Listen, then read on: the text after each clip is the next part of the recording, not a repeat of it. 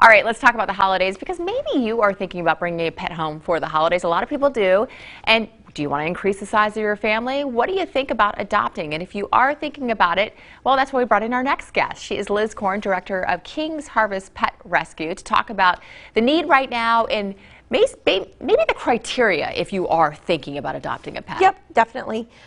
Currently at the shelter, we have about 15 dogs available and roughly a little over 100 cats that are looking for their permanent homes. You're exploding, busting at the seams with cats. Definitely. Always this time of year, it's starting to get cold. People are wanting to bring us in, you know, the strays that have maybe been outside all summer and they've been doing great, but now they're worried about them during the cold weather. Okay, so, you know, this is something I was thinking about with my son. He loves animals, and I was like, is it time for us to adopt a pet?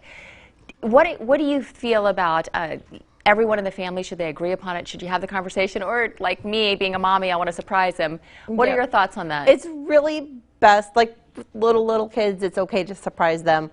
Don't expect them to do a lot of the work to take care of the pet, though. But if it's a family and it's going to be a family pet, definitely we want the whole family to meet the pet.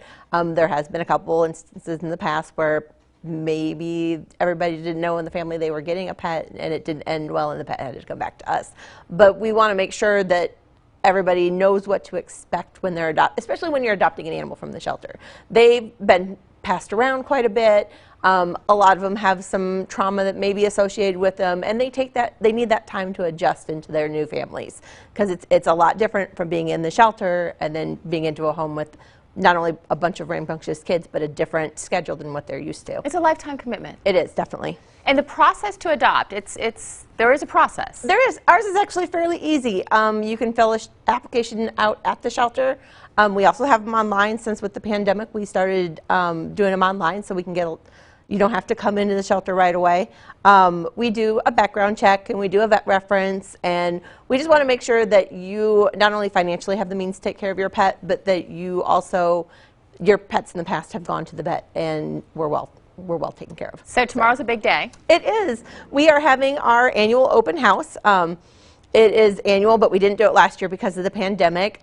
So what we do is we have a big silent auction. So we get a lot of donations from a lot of great local stores and businesses that give us stuff to raffle off. We do that, and then we are having Santa Claus tomorrow at the shelter. He will be there from 1 to 4, and we want everybody to bring their furry animals. It's a real photo opportunity, right? It definitely is. He's great. We're doing pets and kids, and so and then all kids will get a stuffed animal when they come in also, and you get a cute photo with Santa. It's a great time, and we appreciate you because this is an organization that does so much for our community. Yeah. So, Liz, thank you for coming, and happy holidays to you. All right, thank you. If you missed any of this information, if you want to see this interview again, we have it for you right there at ourquadcities.com.